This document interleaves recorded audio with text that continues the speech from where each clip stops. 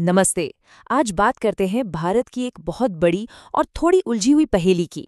दुनिया की सबसे तेजी से बढ़ती इकोनॉमीज में से एक होने के बावजूद हमारे देश में बेरोजगारी की समस्या इतनी गहरी क्यों है? चलिए समझते हैं। तो सवाल सीधा सा है। एक तरफ इकोनॉमी बूम कर रही है और दूसरी तरफ लाखों पढ़े लिखे नौजवान बेरोजगार हैं। आखिर ऐसा क्यों? ये एक ऐसी पहेली है जिसे सुलझाना देश के भविष्य के लिए बहुत जरूरी है। अब जरा इन आंकड़ों पर नजर डालिए। ये हमारी सोच को एकदम उल्टा कर देते हैं। आप देखिए, बेरोजगारी की दर पोस्ट ग्रेजुएट्स में सबसे ज्यादा है और निरक्षर लोगों में सबसे कम। तो इसका मतलब क्या हुआ? क्या ज्यादा पढ़ाई मतलब ज्यादा बेरोजगारी? तो चलिए इसी पहेली की गहराई में उतरते हैं और भारत के इस रोजगार विरोधाभास यानी एम्प्लॉयमेंट पैराडॉक्स को समझते हैं। अच्छा, अब डेटा की बात करें तो यहाँ थोड़ी बहस है। अलग अलग सोर्सेज जैसे सीएमआई और सरकार की पीएलएफएस थोड़े अलग अलग नंबर बताते हैं, लेकिन एक बात पर सब सहमत हैं कि देश के सामने रोजगार की एक बहुत बड़ी चुनौती खड़ी है। तो हमारी पड़ताल का पहला सुराग छिपा है भारत की इकोनॉमिक ग्रोथ के तरीके में।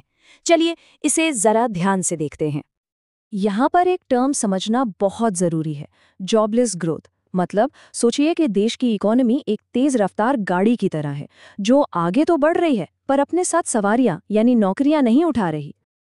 और प्रोफेसर तेजानी की ये बात बिल्कुल इसी दुखती रग पर हाथ रखती है। भारत की ग्रोथ उन सेक्टर्स से आ रही है जहां मशीनों और पैसे का ज्यादा काम है, जैसे टेक्नोलॉजी और फाइनेंस। उन सेक्टर्स से नहीं जहां ज्यादा लोगों को काम मिलता है, जैसे मैन्युफैक्चरिंग।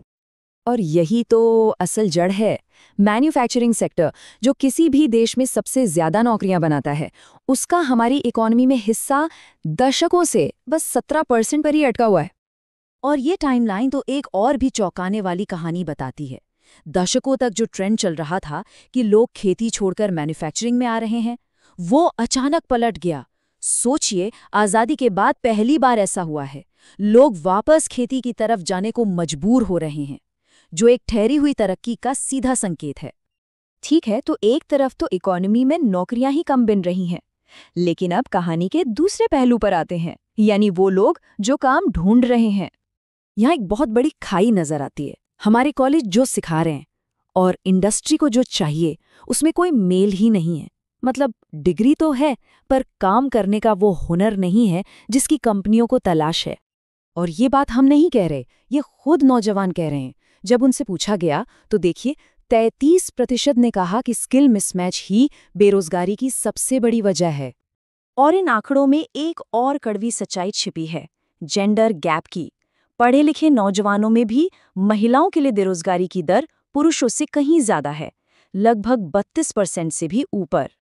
तो अब तक की कहानी से ये साफ है कि ये सिर्फ नौकरी या स्किल की कमी का मामला नहीं है। बात इससे कहीं ज्यादा गहरी है।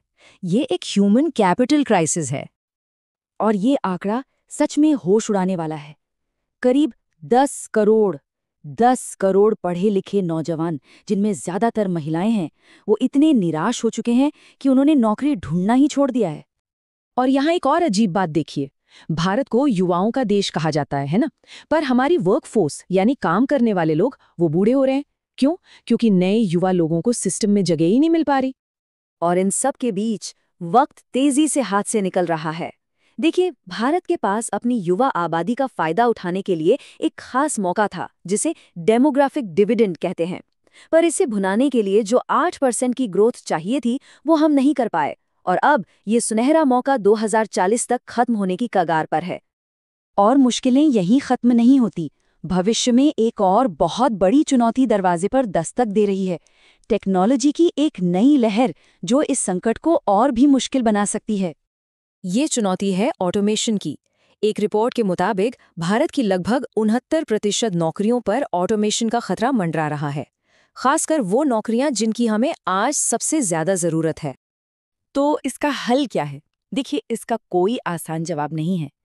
इस समस्या को सुलझाने के लिए देश की प्राथमिकताओं को पूरी तरह बदलना होगा, और ये बहुत मुश्किल फैसले होंगे। और हमने कोशिशें भी की हैं।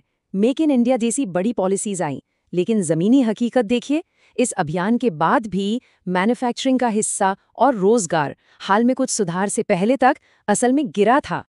तो आज हम एक बहुत ही अहम मोड़ पर खड़े हैं। भारत का डेमोग्राफिक डिविडेंड एक टिपिंग पॉइंट पर है।